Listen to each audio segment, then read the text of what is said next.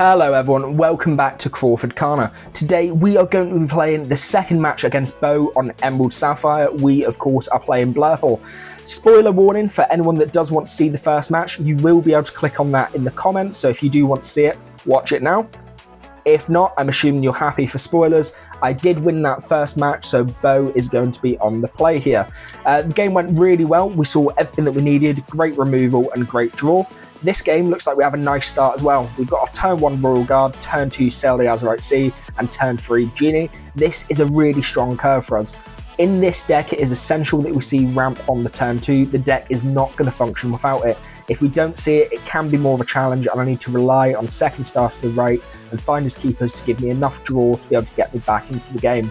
We rely on having a really heavy inkwell and being able to outvalue our opponent with strong cards. It's worth noting, of course, that Beau is playing a ramp deck too, so he will have a similar strategy. You can see there we're only sending one card back, second star to the right. This is a very bricky card in our opening hand and not something that we'll want to see straight away. Second star to the right is a sing together card, so I want to use 2 of my bigger characters to be able to sing together and draw 5 cards off it. We are going to send that straight back. We've got our opening plays, so more than happy that we've got a confident start and we can put Beau under pressure straight away. If we have Sail in the hand, it would be really nice to go for a turn 1 1 cost, then turn 2 play out Sail with another 1 cost. But in this matchup, without the double ones, I'm predominantly going to be looking for Tipo. Because we went second, it means I've got the extra card, so I don't mind getting rid of resources in my hand straight away.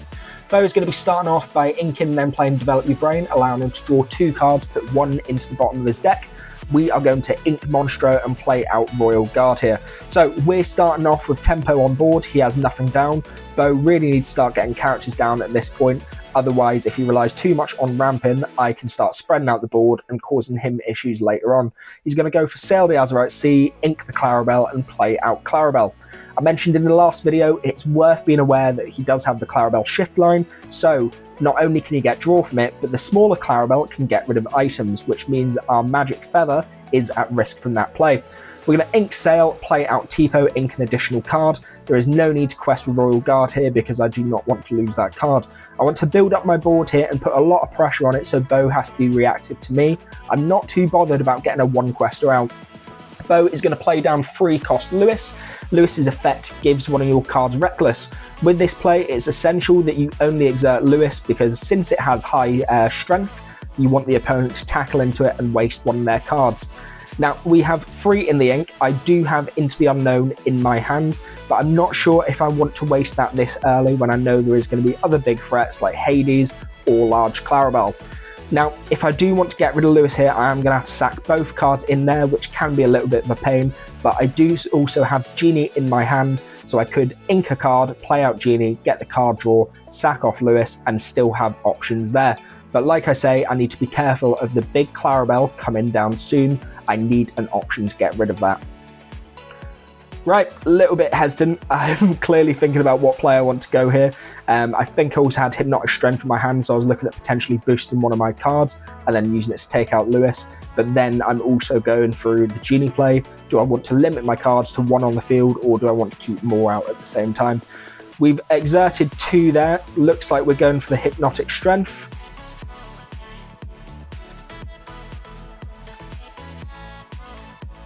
Still thinking about it, is that, come on, speed up your plays, you're boring here. Yeah, that's gone back together. So I think the main reason I don't want to go for Hypnotic there is it just leaves Tipo on its own. I think I looked at Tipo and went, oh, maybe I could get rid of that and keep Royal Guard, but it just seems like I'm leaving a little card on the field that doesn't have as much impact. If I go for the Genie play, it means that I at least have an evasive down, which is harder for him to deal with. Beau's hand there has Rapunzel, Clarabelle, and Under the Sea, so got a lot packing there. Of course, he is on 4 ink as well, so the Clarabelle line is definitely coming. One of the things that I'm trying to think of here is how many cards can I get down out my hand to limit my draw, so he's not drawing too much. I will be inking Hypnotic Strength, go for the Genie, draw a card, and then I will have to sack these 2 into Lewis to get rid of it. Now, on this turn, he is going to get the Clarabelle shift, which means he is going to get draw, which is annoying, but there's not too much that we can do about it. Realistically, him getting a couple of cards this early in the game isn't the end of the world. We're on a 0-0 lore total, and I know I can get rid of that straight away because I've kept Into the Unknown. Probably the right play here, even though it took a little bit too long to think about it.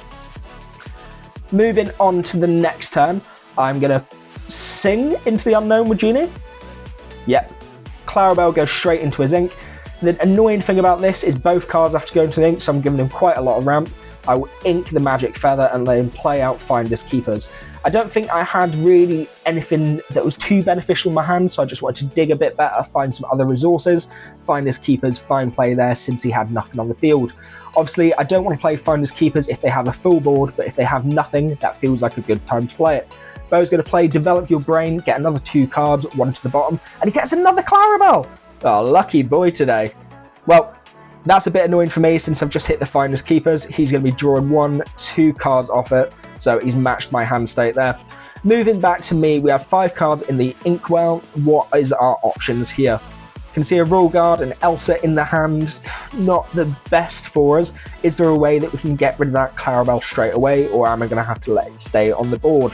If it does stay there, I need to find a way to be able to get as much down onto the board as possible so he's not drawing through his deck too much. And that's how we're going to start getting under pressure when our opponent is overdrawing.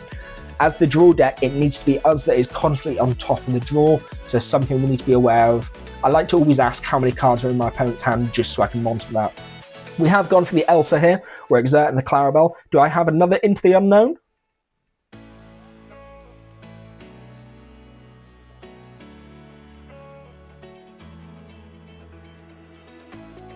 Going to be inking the Elsa, playing out a Royal Guard, exert Genie for 2. Okay, didn't have the other Into the Unknown, so I've just tried to get as much down as possible. 3 cards in my hand there. I value that as Beau's not going to be able to draw too much from it. Now, he does have that Under the Sea. I think he's going to play that out. Yep, so unfortunately that's all of my cards gone now, so I've lost quite a bit of tempo, which is a little bit of a pain for us. Nothing we can really do about it though. Board is wiped. Once again though, he's used his whole turn to be able to do that. Questing for 2 with the Clarabelle. I don't think he gets much draw off it, if anything. No, none. So we are going to exert our ink, draw for turn. We've got a total of 6 in the ink there. If I have a Hades, I can ink and get rid of that. Doesn't look like we have it yet. I'm going to go 4 for Genie, get the additional card draw, and I've drew into the Unknown. Perfect top deck. Of course, inking the Madam Mim Elephant there, and then be able to get rid of that Clarabelle straight away. Mim Elephant is a new addition that I've put into the deck. I've replaced the 4-cost Rafiki Rush with it, mainly because its job has been taken up by Scar. It's doing the same kind of thing. I wanted to take down the Uninkables a little bit, as my deck felt like I could potentially brick. I hadn't had any brick matches on it, to be fair. It was performing well, but there's nothing wrong with trying it on a little bit of a more stable curve to see how it works. I didn't really see too much value out of Mim Elephant, but the benefit of it is I do get to bounce back my Hades, something that I value a little bit more since I only have 3 in the deck. I'm going to stick down the Hades there, get rid of the Rapunzel straight into the ink. Beau has loads of ink now, however, as long as I keep his card draw down, he's not going to be too much of a threat. Getting rid of 2 Clarabelles early on means he's not got much of a draw engine. He, of course, has You're Welcome, which he's going to play now. This card lets him shuffle a card into the deck, and whoever shuffled the card gains 2 cards into their hand. So normally you would play that on an opponent, but if you're a little bit short on resources in your hand, it makes sense to play it on yourself and one of your weaker characters.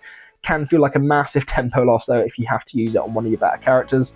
One of the cards went into his hand there was of course Rapunzel. He's going to be exerting 5 to replay that Rapunzel again and also get Basil. So strong turn there, filled out his board, strong resources in the Inkwell and filled out his hand a little bit. Well done there, Beau, really good play. Right, straight in with the Hades again, not letting any of that nonsense with the evasive business keep on the board. 2 Hades and Genie on the board now, I'm feeling quite confident. We have a couple of other resources in our hand like Dumbo, which I want to be utilising on the Genie in future, but he does get down Basil. Now, I mentioned Basil in the previous video. This card can be a little bit of a pain because when it quests, your opponent discards a card at random. So I do want to try and get rid of that straight away. Basil's on-play effect is whenever it's played down, you're able to bounce a card back to the opponent's hand. Now, none of the cards on my board state I'd really want bounced back, well, if I was the opponent. Hades, obviously I get to get rid of one of their bigger cards, which is a pain for Basil, and Genie is giving me additional draw. He has had to because I'm ahead on the lore total, so he's trying to stop my tempo a little bit, but really, I'm in a good position there and don't need to worry too much. Just there, I'm just double checking Basil's effect, something I always recommend to newer players. Always read your opponent's cards just in case you get it wrong. We're going to be exerting 8 for Monstro here, and Monstro is going to straight away take out Basil. Will I take the opportunity to ready Monstro again? Nope, doesn't look like it. Going to quest out with the Hades. We've got 2 cards left in my hand and we'll pass turn. At this point, I know that Basil can't take out my Monstro, but if he does tackle into it, he's not getting the effect, and it's also going to sack off Basil, so that is worthwhile for me. It's no point in me wasting the card there, especially when I'm limited on resources. Chaos is going to get rid of 2 of my cards into my hand, both for the Hades. Now, realistically, I think Beau here is trying to get rid of one of those Hades, but I probably would have hit Chaos before... No, sorry, should have done that afterwards. With the discard effect to Basil, could have got rid of something that was in my hand. Obviously, I had some valuable cards there that I was trying to hold on to. Basil then discards, plays the stopped Chaos, and then those cards go back to my hand. Going to utilise your welcome because he knows that I'm going to be able to get Hades out and banish it, so he's going to take the option to draw here. Really nice turn for Beau, but once again, limiting what he has in his hand. To be fair to him, he's not got a lot there. Drew into Tipo and Lewis, but his hand is a little bit weak. We, of course, have Monstro out on the field. Our Inkwell is starting to build up nicely now. 12-7 is a comfortable state for us, so don't need to worry too much. Going to play out our lovely Dumbo proxy, and then another Dumbo as well. So great for us as we can keep the card draw going constantly. We've got the Hades in our hand to just get rid of anything that Beau is able to play down. Like I said, limited resources anyway, so nothing too big. And then his Under the Sea isn't going to be able to do anything anyway. Under the Sea is only able to get rid of cards which are 2 strength or less, so not much of a threat for our bigger characters on the board. If you are playing against Emerald, something that you want to do is play out your stronger characters so you can protect yourself from that. Beau is put into his deck as he is trying to tech mainly against the aggro matchup, as we think that is going to be prevalent in this set, the Ambersteel aggro. He's found another You're Welcome, is going to bounce his card back to draw 2 cards here, try and get something to be able to play against me. He goes into Vision and Develop, still nothing there whatsoever. He's going to have to go for the Vision here, I think, search for 5 and try and get at least something. Board state is not looking great at the minute.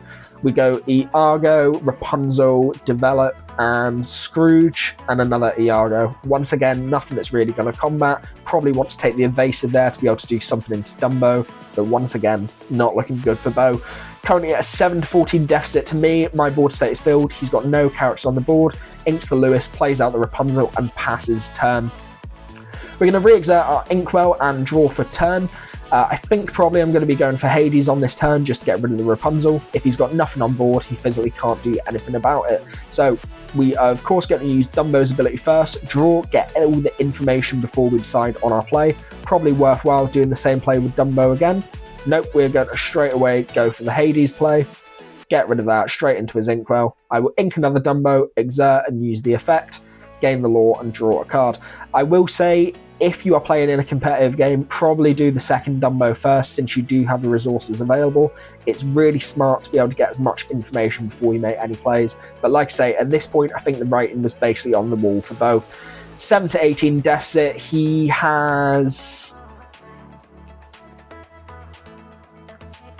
Okay, hesitating on the play there. Goes for the Hades. Doesn't really matter which one. He's not going to be able to get rid of all the rest of the characters. Under the Sea and Develop. That game, of course, goes to us. Right, thank you so much for watching, guys. Look forward to the next game review. All the best. Bye!